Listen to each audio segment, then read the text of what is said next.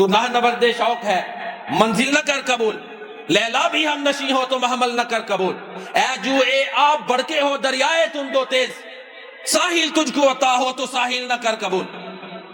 صبح ازل مجھ سے کہا جبریل نے جو عقل کا غلام ہو وہ دل نہ کر قبول، باطل دوئی پسند ہے حق لا شریک ہے، شرکت میانہ حق و باطل نہ کر قبول۔ اقبال کی سوچ کی ضرورت ہے۔ اقبال اس نے وَاعْتَصِمُوا بِحَبْلِ اللَّهِ جَمِيعًا، اس کی عملاً جو ہے نا اپروچ پیدا کی، اس کی ضرورت ہے۔ اگر ہمارے مذہبی حلقے اقبال کی سوچ کو لے کے چلیں تو بہت سی چیزوں میں ہم اکٹھے ہو جاتے ہیں۔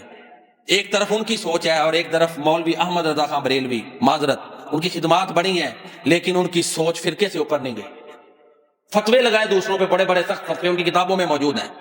اقبال نے اسلام پہ اکٹھا کیا ہے۔ موازنہ کریں اقبال کی فکر اور احمد رضا خان کی فکر کا، موازنہ کریں، آپ کو سمجھ آ جائے گی اس پوائنٹ پہ، صرف اس پوائنٹ پہ، اتحاد امت والے پوائنٹ پہ اقبال کی فکر کی ضرورت ہے۔ تو بہرحال یہ میں ضمناً عرض کر رہا تھا کہ ہم نے اپنی عقل اور دل کو قرآن و سنت کا تابع بنانا ہے۔ اب ہمارے ہاں ہوتا یہ ہے کہ کچھ چیزیں جو گمراہی والی ہیں وہ بڑے انداز میں جو ہے نا وہ لوگوں میں ان کو جو ہے نا داخل کیا جاتا ہے گمراہی والی۔ مثال کے طور پہ ایک سوچ کہ جی بس عبادات کافی ہیں، باقی معاشرت ہے، رہن سہن ہے، سیاست ہے، کاروبار ہے، یہ الگ ہے۔ اس کو کہتے ہیں سیکولرزم، آسان لفظوں میں۔ اسلام میں اس کی گنجائش نہیں۔ کچھ لوگ کہتے ہیں جی بس خدمت خلق کی سب کچھ ہے، نمازوں کی ضرورت نہیں، یہ بھی سیکولرزم، اس کی ایک فارم ہے۔ ہم اپنی عقل سے جو ہے نا وہ پیمانے نہیں بنا سکتے۔ قرآن کیا کہتا ہے؟ ادخلوا فی السلم کافہ، اسلام میں پورے کے پورے داخل ہو جاؤ۔ تمہاری معیشت، معاشرت، اقتصادیات، سیاست، تدبیر منزل، آداب معاشرت، انفرادی زندگی، اجتماعی زندگی، یہ سب اسلام کے مطابق ہو۔ ٹھیک ہے، یہ اسلام، یہ سیدھا راستہ، یہ صراط مستقیم۔ اگر کہ صرف عبادت کافی ہے، باقی ساری اپنی مرضی سے کریں، اور یہ سوچ ڈیولپ ہو رہی ہے۔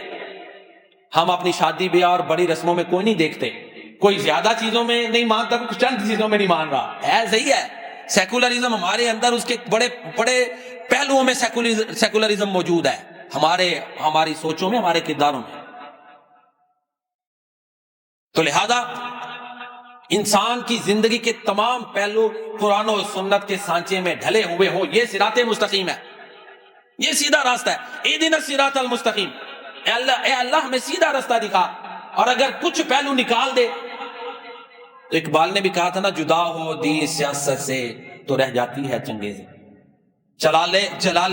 جلالے پادشاہی ہو کہ جمہوری تماشا ہو، جدا ہو دین سیاست سے تو رہ جاتی ہے چنگیزی۔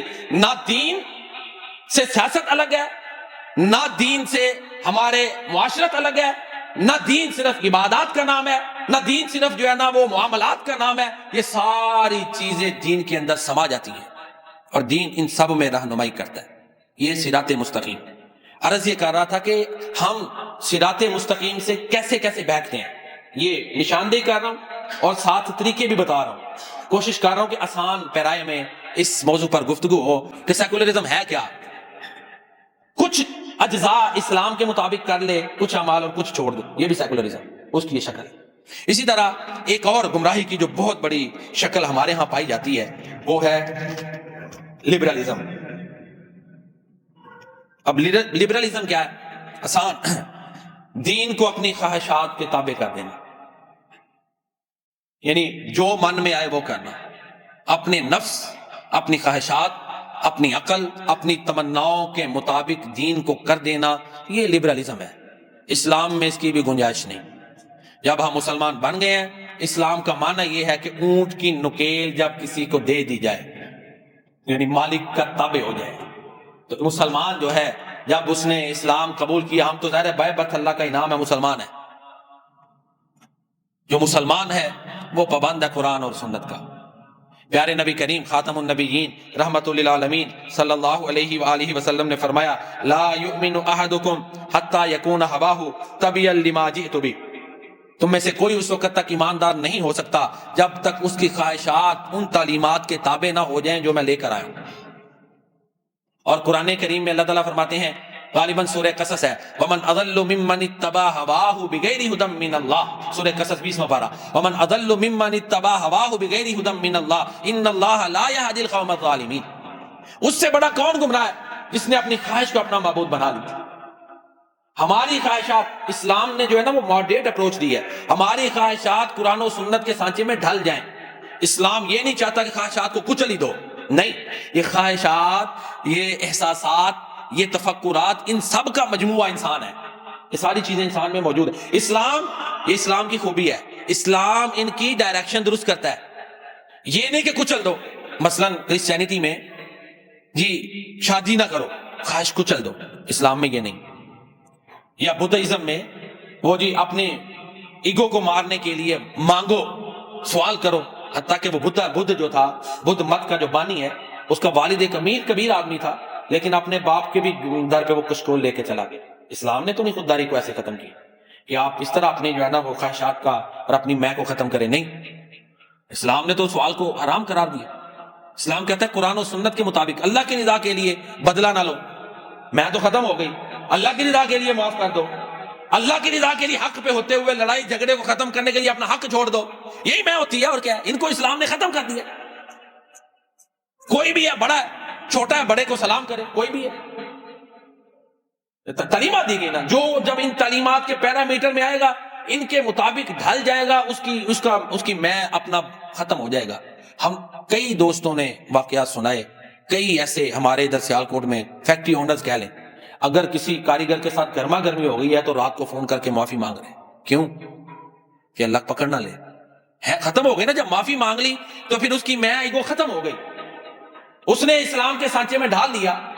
ہو سکتا ہے ڈپریشن ہو، کسی کو شوگر کا معاملہ ہو، بعض کی مسکولر ویکنس ہو، بڑے معاملات ہوتے ہیں، کچھ بندے ہوتے ہیں وہ ٹینشن والی چیز برداشت نہیں کر سکتے، مزاج ہوتے ہیں، لیکن معاملے ظاہر چلانے تو ہیں۔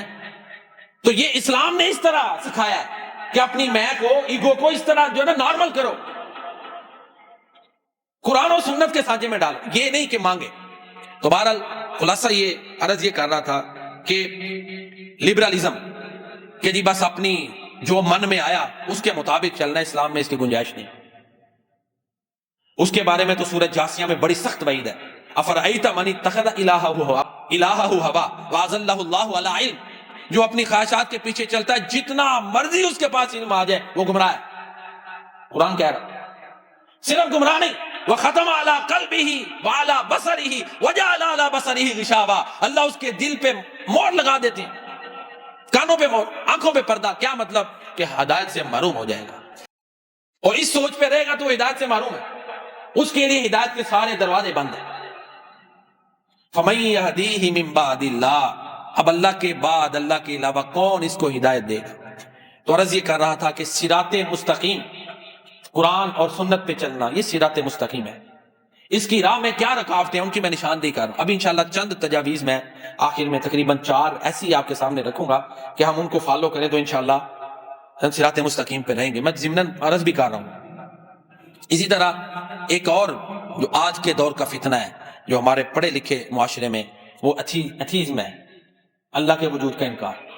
یہ سائنس اللہ کو نہیں ثابت کرتی۔ یہ پچھلے دنوں ایک بڑا مناظرہ بھی ہوا ہے ایک ملحد کے ساتھ، اور اس نے کہا جی آپ کسی چیز کو کہتا ہے فلاں چیز اخلاقی پیمانے پہ بات ہوئی، تو اس نے کہا جی جو زیادہ لوگ کہیں، تو اسی پوائنٹ پہ وہ پھر جیت گئے۔ کہتا ہے جی زیادہ لوگوں کی رائے پہ اگر اخلاقیات آپ کہتے ہو درست ہیں تو زیادہ لوگ تو کہتے ہیں اللہ ہے، یہ کیوں نہیں مانتے؟ پھر ظاہر ہے وہ قرآن و حدیث کو تو نہیں مانتا تھا، اسی پہ وہ جو ملحد ہے ایتھیسٹ وہ مات کھا گیا کہ جی پھر دلیل دیتے ہیں جی برائی کیوں ہے۔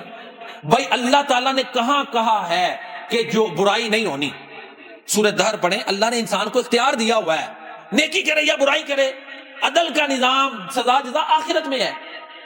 کہیں نہیں آتا کہ دنیا میں برائی، یہ ظلم گناہ نہیں ہونا، کہیں نہیں آتا۔ صرف ایک آیت دیکھیں سورہ دہر کی، آپ ہر جمعے کو فجر کی نماز میں یہ سورت تلاوت کرتے تھے دوسری رکعت میں، انا ہدیناہ۔ اور میرے ذہن میں جب ہم سورہ فاتحہ پڑھیں تو روایت کیوں نہ پڑھ دیں اہدنا الصراط المستقیم، اب ذہن میں آپ کے آنا چاہیے کہ یار یہ کتنی اہم آیت ہے، اتنی تفصیل اسی کی سمجھائی ہے نا، اتنی تشریح تفصیل میں نے اسی آیت کی سمجھائی ہے۔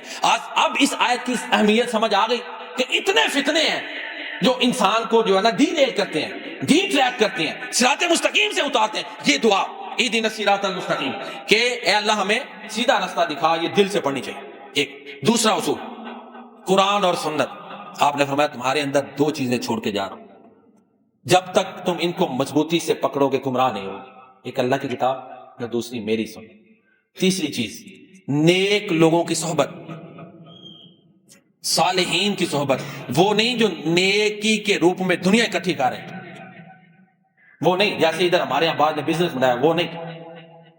آپ نے خود فرمایا کہ نیک آدمی کی صحبت ایسی ہے جیسے کستوری والا، کہ تمہیں اس سے یا تو کستوری خرید لو گے یا اچھی خوشبو آئے گی۔ اسی حدیث کا فارسی میں ترجمہ صحبت صالح ترا صالح کند، صحبت طالح ترا طالح کند۔